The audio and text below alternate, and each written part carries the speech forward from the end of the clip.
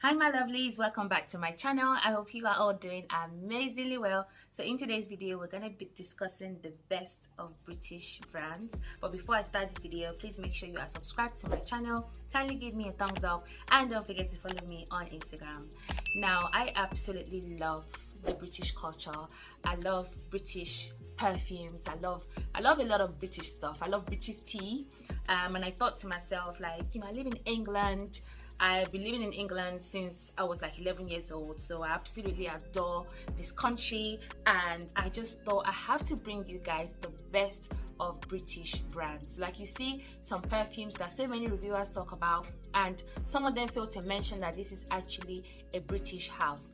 Hence the reason I thought to bring you guys my top 5 favorite perfumes from a British brand. So if you want to know what these perfumes are, please continue to watch.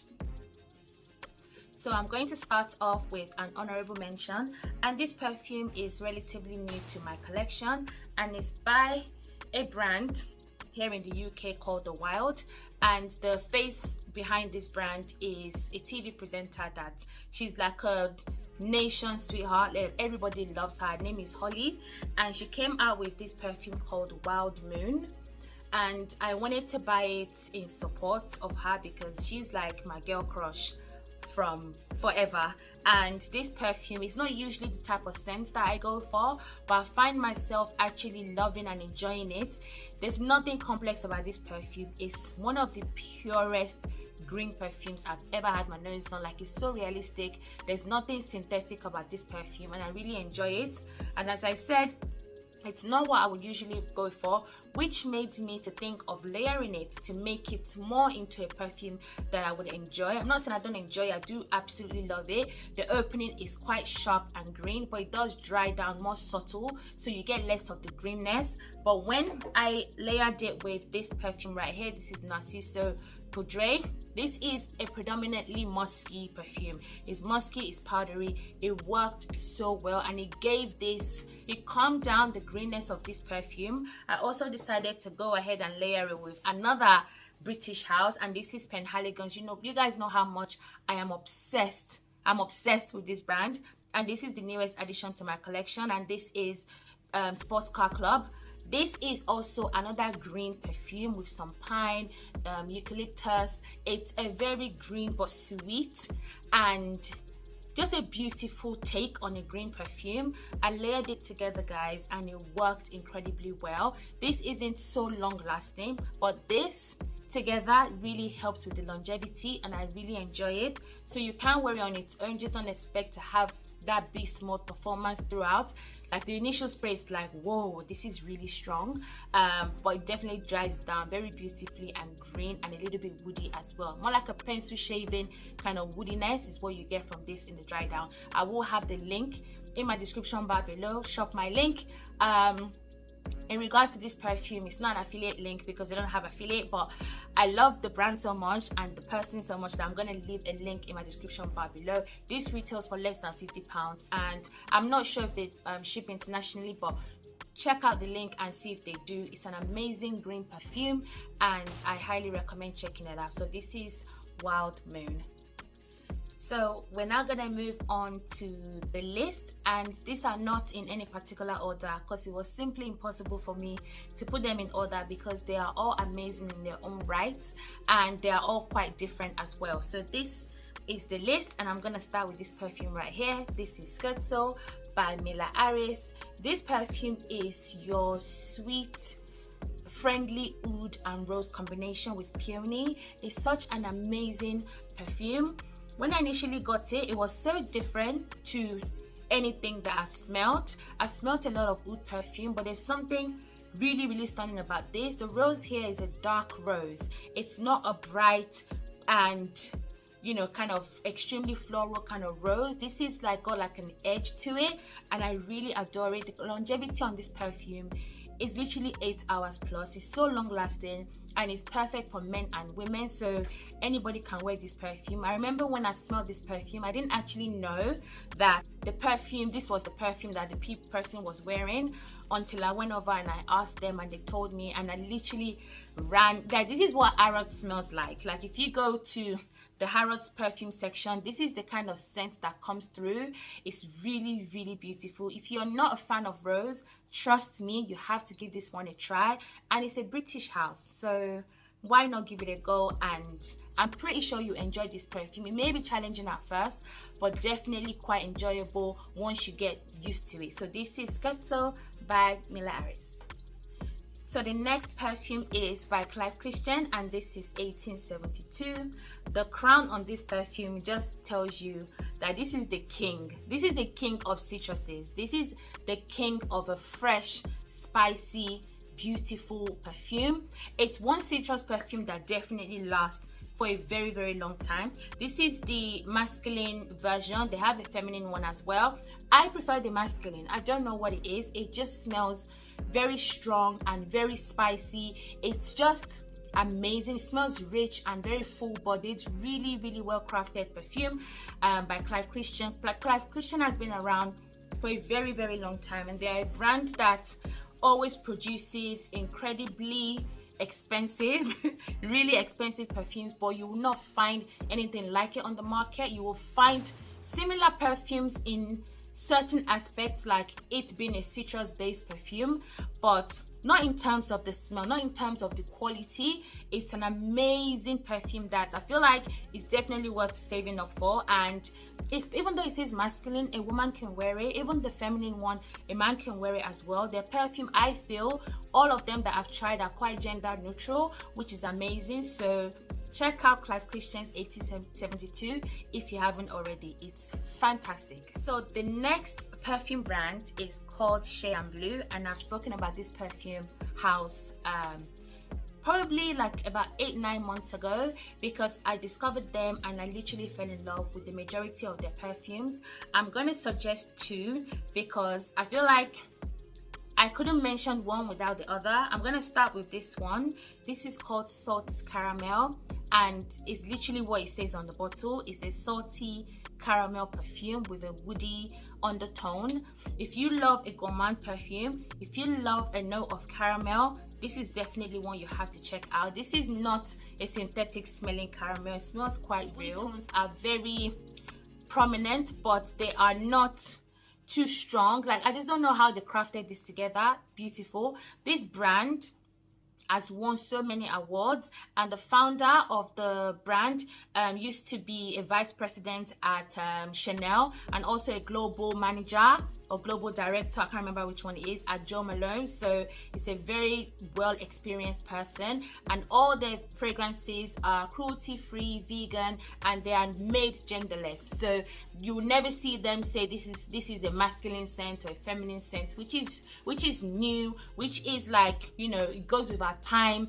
And I definitely agree, all of their perfumes are genderless and they are really, really stunning. So this is Salt Caramel by Shay and Blue. And the next one I'm going to recommend that I love so much is Black Tulip. This is the one right here. I got a 30 ml. These are 30 ml bottles, guys, because I have so many perfumes and I just thought it was pointless to get 100 ml. This is the first one I purchased. This is a 10 ml bottle. I got this from ASOS, and it's done, it's finished, so I needed to replace it. This has a note of snowdrops. Now, I wasn't familiar with a snowdrop note, but after researching about it, it's a fantasy floral note. So it's not actually real, it's like a made-up note that smells quite floral and a little bit whimsical. This also has white chocolate, which gives it that gourmand element. It's a fantastic perfume. Another one that I feel like he leans gourmand, but it's a gourmand you can wear in the spring and summer, and this is an all year round. I would say that Salt Caramel is autumn and winter for sure, because I've worn this in the heat and it pulls really different on my skin. But this is definitely one you can wear all year round. It's an amazing perfume.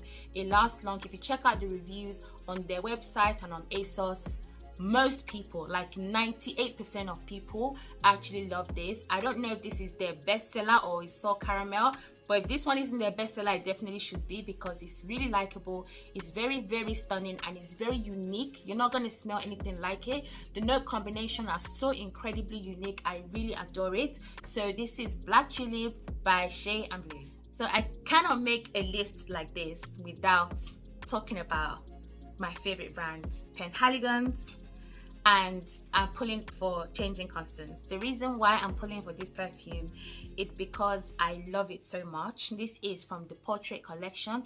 It is my favorite from the Portrait collection. This is a spicy, sweet, woody, gourmand leaning kind of perfume. It has notes of caramel, it has notes of pimento, it has notes of cardamom.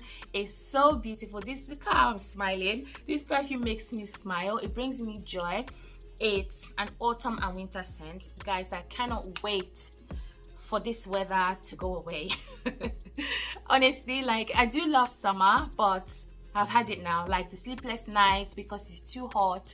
I've just had it. I want my heavy hitting perfumes, and this is a beautiful heavy hitter. Some people have said it doesn't last long, and perfume pulls different on everybody. For me, this is a very long lasting scent. It's a scent that I overspray. It's a scent that already have a backup bottle, and I know that I'm going to wear it well. You guys are going to see so many reviews featuring Changing Constance, because I know you guys have been seeing Changing Constance on my channel, and I do wear it, I do use it, but it's been quite hot lately and I've just not pulled for it. But it's one of those perfumes in my collection where I go over there and I literally do this. I'll just sniff it and I'll put it down because I just love it. It makes me happy. It's a beautiful scent. It's one of the most feminine leaning from the Portrait collection, so I would recommend this for a woman, but obviously a man can wear this also because it's meant for men and women, but it's more feminine leaning in my opinion. So this is Changing Constance by Penhaligon.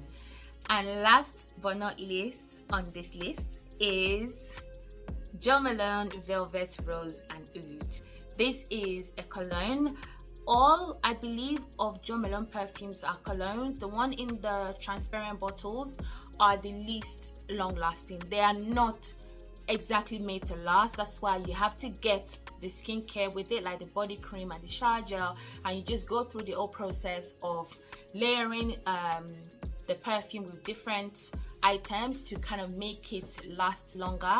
But the black bottles have a better longevity. They are still not beast mode perfumes, but they will last on you for a long time. Now Velvet Rose and Oud is literally a velvety rose and oud combination. It's a sweet and indulgent kind of velvet, and the rose is quite realistic. Like Jo Malone is known for the realistic smelling perfumes, and I think that's why a lot of people love them, but a lot of people also don't like them because of how poor their fragrance performs. But for me, I really enjoyed this. It does last very long. It's one that, you know, a man and a woman can wear. If I have to compare it to Scherzo, because they are both like a rose oud combo perfume, I feel like this is slightly sweeter. You may not think so to start with because this hits you quite sharply. This eases you in, but this like hits you quite sharply, and then it calms down and the sweetness starts to come through. But this is really lovely as well. They are so different, even though the notes are, you know, a little bit similar, but they smell entirely different. I'm actually trying layering them together. I wonder what that would smell like. That's a good idea actually. But yeah, Velvet Rose and Oud by Jo Malone is my personal favorite from the brand. I was actually gonna talk about 𝗏 and 𝗏𝗏𝐿, but I might leave that for another video. This is another one that I really love, but for the sake of this video, I'm gonna go for Velvet Rose and Oud. It's beautiful, it's long lasting, and Jo Malone is a great brand. I'm not a fan of them. Let me not get into the politics of things, but in terms of the perfume, it's absolutely amazing. So this is Velvet Rose and Oud by Jo Malone. Right, so I have a lot more perfumes to share, so I'm going to do a part 2 of this video at some point in the very near future, so make sure you look out for that. I wonder if you guys know if any of these brands were actually made in the UK, or like they are UK based perfume houses. Comment down below if you know of like a fantastic British house perfume that I could check out. I think that's it really for this video. Thank you guys for watching. I hope you've enjoyed watching. Please don't forget to comment, like and subscribe, and I cannot wait to see you guys in my next video. Bye.